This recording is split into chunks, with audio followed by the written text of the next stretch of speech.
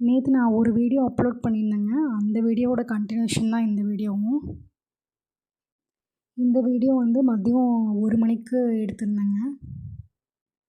காலையிலேயே சீக்கிரம் எந்திரிச்சு குக்கிங்லாம் முடிச்சுட்டு, இருந்த எல்லா சம்படத்தையும் எடுத்து வாஷ் பண்ணி நான் கொண்டு போய் வெயிலில் வச்சுட்டு வந்துட்டேங்க. இதுவும் நான் பொங்கல் கிளீனிங் அப்போது எடுத்திருந்த வீடியோ தாங்க. மேலே லாஃப்ட்லேயும் பெரிய பெரிய பாத்திரங்கள் வாஷ் பண்ணி வைக்கிறது அந்த மாதிரியெல்லாம் எதுவும் இல்லை.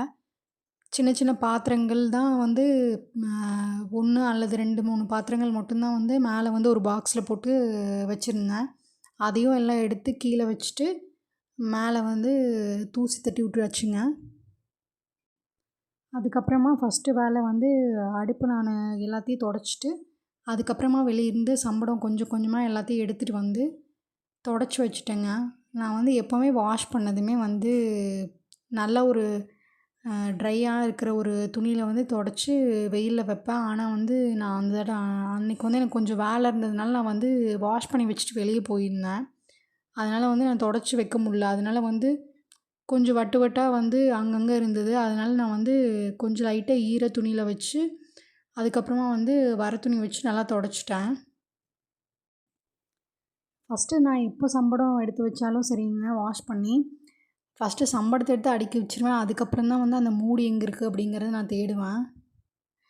இந்த மாதிரி நம்ம ஃபுல்லாக வந்து சம்படம் வாஷ் பண்ணி நம்ம வந்து ட்ரைன் பண்ணி எல்லாத்தையும் கொட்டி வைக்கும்போது ஒரு 2 நாளைக்கு உண்மையாலுமே எனக்கே அதுக்குள்ளே என்ன இருக்குதுன்னு தெரியாது. சம்படம் பார்த்திங்கன்னா ஒரு 30 சம்படம் அந்த மாதிரி இருக்கும்னு நினைக்கிறேங்க. ஆனால் வந்து அதை கழுவி கமுத்தவே ஒரு நாள் ஆயிடும். அதெல்லாம் முடித்ததுக்கப்புறம் பாத்திரமும் கொஞ்சம் வந்து காலையிலேயே வந்து சாப்பிட்டதெல்லாம் வாஷ் பண்ணி வச்சுருந்தேன். அதையும் வந்து அடுக்கி வைக்கல, வெளியே வெயிலேயே வச்சுருந்தேன். அந்த ஷெல்ஃபையும் எல்லாத்தையும் க்ளீன் பண்ணிவிட்டு அதுக்கப்புறமா தான் நான் வந்து ஒவ்வொரு பாத்திரங்களாக வந்து அடுக்கி வச்சுட்ருந்தேன். நான் இங்கே வந்து ஆயில் கேன் தான் வச்சுருக்கேன். நான் வந்து என்னோடய கிச்சன் டூர் வீடியோவில் வந்து நான் சொல்லியிருப்பேன். இது வந்து 2 எண்ணெய்ங்க, கடலெண்ணெய், நல்லெண்ணெய். அது வந்து இப்போ தான் வந்து நான் ஃபில் பண்ணேன். அதனால் வந்து ஆட்டிட்டு வந்தோம். அதனால் சும்மா அப்படியே வந்து ஈர துணி வச்சு தொடச்சிட்டு ட்ரை கிளாத் வச்சு நல்லா தொடச்சி வச்சுட்டேன். ரைஸ் ட்ரம்மும் நான் பக்கத்தில் இருந்த ரைஸ் ட்ரம் பார்த்துருப்பீங்க. அதுவும் வந்து நான் ஈர துணியை வச்சு தொடச்சிட்டேங்க. இந்த சைடு பார்த்திங்கன்னா கிரைண்டரும் மிக்ஸியும் இருக்குது. அம்மா கிரைண்டரும் மிக்ஸியும் நான் வச்சுருந்தேன். அந்த பக்கத்தில் ஒரு பக்கெட் இருந்தது இல்லைங்க, அதில் வந்து நான் கிராசரிஸ்லாம் கொஞ்சம் ஸ்டோர் பண்ணி வச்சுருக்கேன்.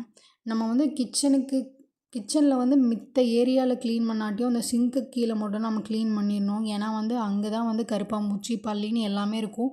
அதனால் நான் வந்து வீக்லி ட்வைஸே வந்து அடியில் வந்து நல்லா லைசால் போட்டு நல்லா நீட்டாக தொடச்சி விட்ருவேங்க.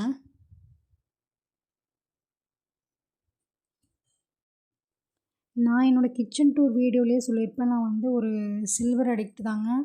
கம்ப்ளீட்டாக வந்து பிளாஸ்டிக் யூஸ் பண்ணதே நான் தவிர்த்துட்டேன். நான் வந்து மேரேஜ் ஆன பிகினிங்லலாம் நாங்களும் சின்ன சின்ன பிளாஸ்டிக் பாக்ஸ்லாம் வாங்கி நிறைய வச்சு தான் யூஸ் பண்ணிகிட்ருந்தோம். அதுக்கப்புறம் நான் ஒன்று ஒன்றா வந்து எல்லா பிளாஸ்டிக்கும் வந்து ஒன்றா எல்லாத்தையும் டிஸ்போஸ் பண்ணி இப்போ ஒரு 8 இயர்ஸ் ஆச்சு. இந்த மாதிரி நாங்கள் ஃபுல்லாகவே வந்து ஸ்டீல் யூஸ் பண்ண ஆரம்பிச்சிட்டோம்.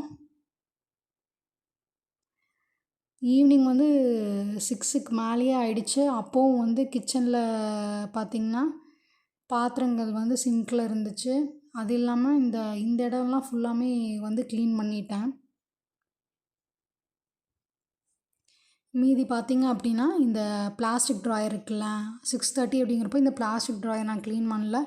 ரெஃப்ரிஜிரேட்டரும் வந்து தொடவே இல்லை. எனக்கு அந்த டைமில் வந்து ரெஃப்ரிஜிரேட்டர் வந்து ரொம்பவே வந்து டர்ட்டியாக இருந்த ஃபீல் இருந்தது.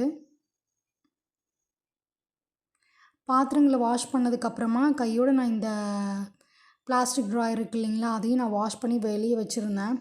அதுவும் ட்ரை ஆனதுக்கப்புறமா அதை எடுத்துகிட்டு வந்து நான் வந்து எல்லாத்தையும் போட்டு வச்சுட்டேன். இதெல்லாமே நான் என்னோடய கிச்சன் டூர் வீடியோவில் வந்து எதில் என்ன போட்டிருக்கேன் அப்படின்னு சொல்லி நான் போட்டிருப்பேன். அடுத்து பார்த்திங்கன்னா நைட்டு ஒரு 8:30 ஆயிடுச்சுங்க. அதுக்கப்புறம் பாப்பாவும் தூங்க வச்சுட்டு சின்ன சின்ன வேலைகள்லாம் இருந்தது முடிச்சுட்டு நானும் ஒரு 10 அப்படிங்கிறப்ப நான் போய் படுத்து தூங்கிட்டேன். இந்த ஃப்ரிட்ஜ் க்ளீனிங் வந்து நான் அடுத்த நாள் காலையில் 4 மணிக்கு எந்திரிச்சு நான் வந்து ஃப்ரிட்ஜ் வந்து க்ளீன் பண்ண ஆரம்பித்தேன். ஃப்ரிட்ஜ் நம்ம எப்போ க்ளீன் பண்ணுறோம் அப்படின்னாலும் ஃபஸ்ட்டு வந்து எல்லாத்தையும் எடுத்து வச்சுட்டு ஃப்ரிட்ஜை வந்து நவுத்தி ஃப்ரிட்ஜுக்கு பின்னாடி வந்து நம்ம க்ளீன் பண்ணியே ஆகணும் ஃப்ளோரை. அப்புறம் ஃப்ரிட்ஜுக்கு பின்னாடி கலெக்ட் ஆகிற வாட்டரை வந்து எடுத்து ஊற்றிட்டு அதையும் நம்ம வாஷ் பண்ணி வச்சிட்டோம்னா மட்டும்தான் ஒரு பெரிய வேலை முடிஞ்ச மாதிரி இருக்கும்.